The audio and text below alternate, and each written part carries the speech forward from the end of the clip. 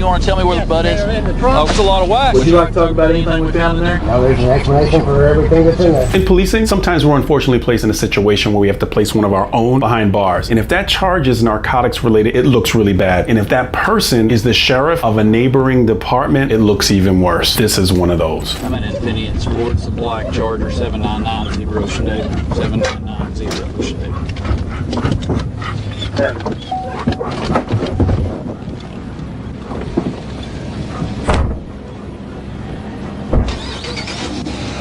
Hello, sir. What's up, boys? Hey, I'm Trooper Price, State Police. Where's on stop? You coming up flashing lights there? You were speeding just a little bit. My flashing lights? There used to be flashing lights. It's the 71 and 282. How fast are you going? You're going 50 and 45. Not that big of a deal. Not bad. Not too bad. Yeah, not bad. Do you have your license on you? 5 miles an hour over the speed limit under the circumstances, it makes you think that there might be a pretextual stop. That's the Wren case. The U.S. Supreme Court ruled in U.S. versus Wren. The police are allowed to conduct a stop if they have a violation, even if they want to look inside your car for another reason. People argue this all the time. You can look it up for yourself. It's WHREM, and it's Wren. It's a Supreme Court case, and it's clearly ruled that police can stop. And if you get to 5 miles an hour over, sometimes you think that it's pretextual. Get your registration and insurance. Is this your car? Well, it's the counties. The counties? Yeah. What? You work for a county department? Yeah, Johnson County Sheriff's Office. Oh, okay. Glasses. How long you been with them? I've got my gun on my side too, okay? Okay. Yeah, my service rep. I've been the sheriff for the last 4 years. Oh, okay. All right, guys, you'll have to bear with me. So this is interesting. This guy says he's the sheriff, top dog, top highest ranked person in his jurisdiction for the last 4 years. So these interactions can become interesting because this is a high ranking person who's driving the vehicle. And then you have, it looks like a line trooper conducting the stop. So these are interesting interactions and they can be delicate how you handle them. Because a state trooper can end up working with this guy's jurisdiction at some point. State troopers have jurisdiction throughout the whole state. What are you doing up here in Crawford County? Well, I went to visit a CI. Visit who? A CI just north of town. Delivered some bags of goodies up there. What did you deliver to him? Well, his wife. Let me pop the truck and I'll show you. There's some goods at the co-op deal we did. Yeah. Where it's giving out to needy families and stuff like that. I'll show you what they are. Hey, if you don't, They're a good deal. hey, since you're hopping out, just throw your service weapon over the passenger seat. Come back here. There you go. So you said you met a CI? Yeah. What, like a Confidential informant. Yeah, but I mean that's what were you taking him? These right here, brother.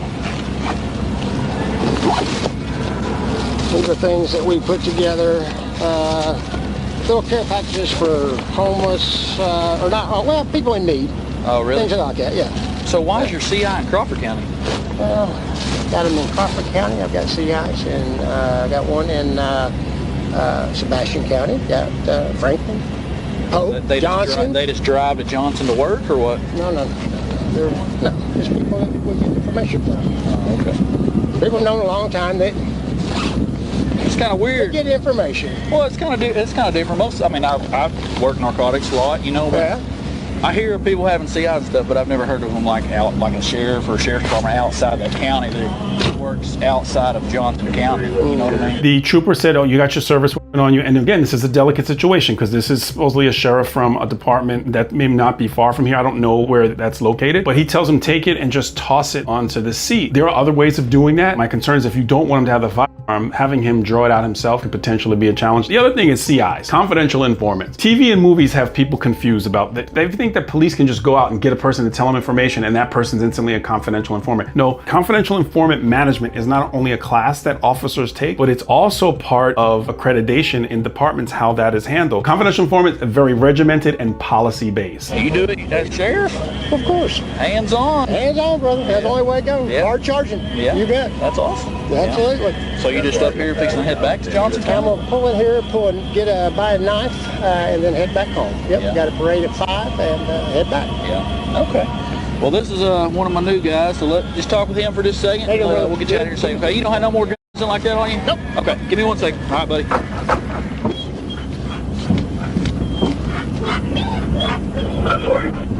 Interestingly, he says he wants to go back inside the car. It looked like the trooper told him to stay right here. I think he wants to get him out of the car. It would likely be a concern of mine, considering that there seems to be something more going on. Going 5 miles an hour over and asking all those questions about this confidential informant thing, there's something else going on. Why does he want to go inside the vehicle? We're going to see, but it's concerning.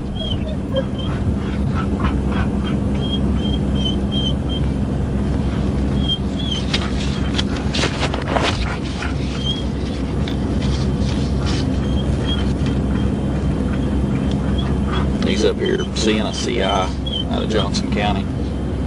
Taking him a thank you back. Never mind. Y'all are here.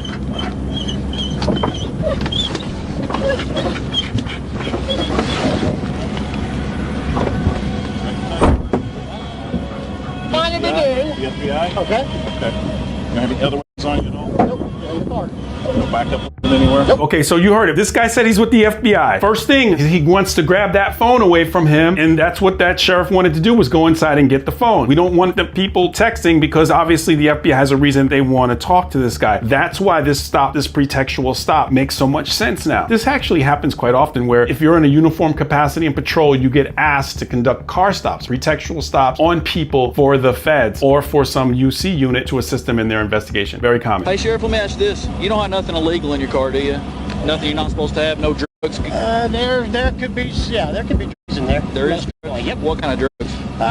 There's some, my CI just gave me some things. What's just in things? passing, there's some little, I don't know what things are. there's some butter and, like a buttermilk and 2 little buds that through the course going on, carrying on, talking to them. Hey, go ahead and put your hands behind your back real quick, okay? This whole deal's odd to me, and so as of right now, I'm going to go ahead and detain you, okay? I'm not saying you're under arrest right now, but as of right now, we're just going to detain you until we figure out what's going on, okay? Because I've never heard of a sheriff not saying that what you're doing is wrong, but I can tell you this. I've been working narcotics for 7 years, okay? And I've never heard of a sheriff himself coming out. I'm not saying it don't happen, because it does happen, but not very often that comes out and works narcotics on his own and stuff like that, okay? So, and now that you said you've got some narcotics in your car, we're gonna search your car, okay? Get up. So, Get up. is this your personal car, or is this your... No, this is a county-owned vehicle. Okay. Does the court and all them, they allow you to take this out for personal use? And I wouldn't quite call it personal use. let me ask you this, just, do you think, if you were in my position, would you think this is odd? Trooper, based on I'm talking outside of them being here. Look at me. Oh, you're talking to me. I'm with you. Okay. I'm with you. I'm asking you. I'm going to. I'm going to go ahead and just invoke my rights, and I'm going to speak to attorney and see I'm under arrest. And you guys, okay. I'll be respectful and do whatever you need to do. I understand. It sounds like he invoked his rights and said he wants an attorney, I believe, or he didn't want to talk. It's interesting to see how this will play out because his admissions will matter as this case goes forward, very much so. And attorneys, thank you so much for taking the time to a lot of times comment in the comment section. Sometimes what you say is very, very, very helpful, and I appreciate that. Under the circumstances, this sheriff says that he doesn't want to talk, he wants an attorney. How does that play out going forward? Hey, let's get gloves. I don't think I got rubber gloves. You got any rubber gloves? Well, see how they are. I don't know. Do what you got to do. It's more in the back.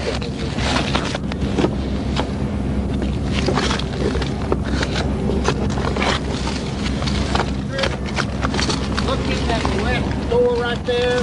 Okay. Right there is what was described as opioid type pills. And these? No, those are just replicas. I don't know what they are. I got to check them. See if they are. In this door? Yeah, that's right. Yeah, it's in the doorway there. There ain't nothing in this pocket. Okay, yeah, I got him.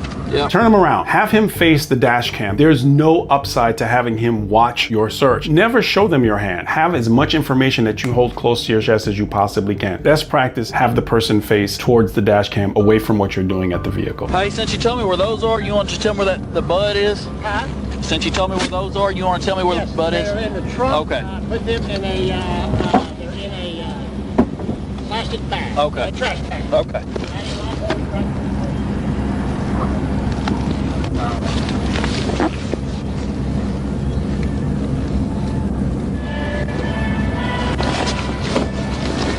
Whew, I smell it now.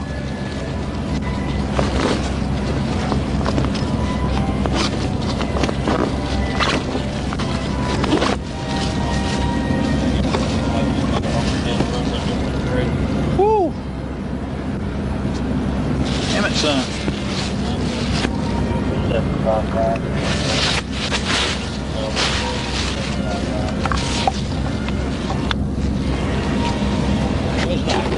Huh? Those are the two items I was referring to. Yeah. That's a lot of wax.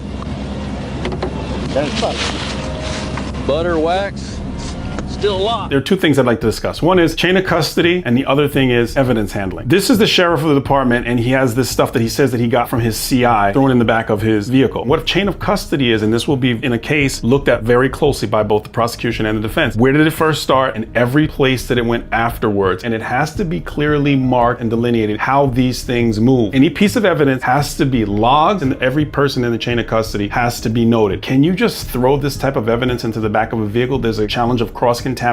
Who could have opened that trunk? There has to be strict policies about that. And accreditation for departments has strict rules and regulations as far as evidence handling and chain of custody. Would you listen to the right one just a tad on the front? Let me feel it. This one? No, the right one. Oh, the right one. It's not. It's twisted. You good?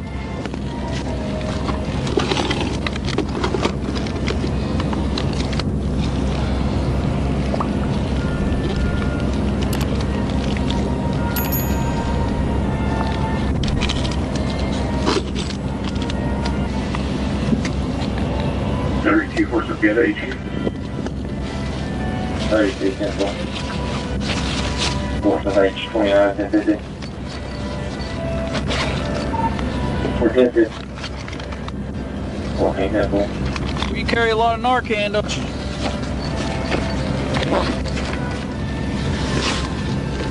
35, 10, 24. 35. 270, about the 7-mile marker. It's a white GMC pickup, 983 X3, Victor Falls. Yeah.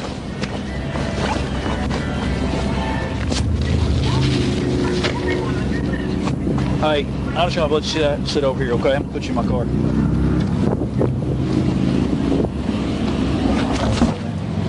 You know, if the right to remain silent, anything said can be used against you in the court of law, you're the right attorney present for any question, you can't afford one to be appointed, no additional charge. You understand all that? I do, sir. Okay.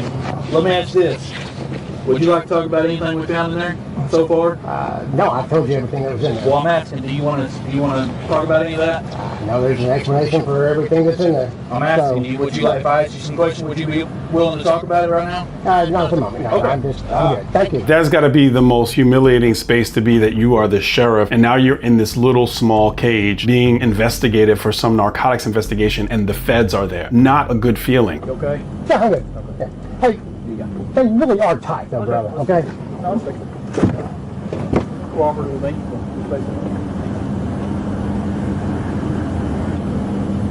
I found your wallet. Is there anything else in there that you want to take with you? Probably just I think there's some checkbooks. That was in your wallet. Okay, there's 2 more checkbooks. Those in there. Get those, please, First Street. And Yeah, that they should probably be have all. 2 trucks, so that way. Thank you. Yeah, much better, thank Back you. in the garbage. This is what we got.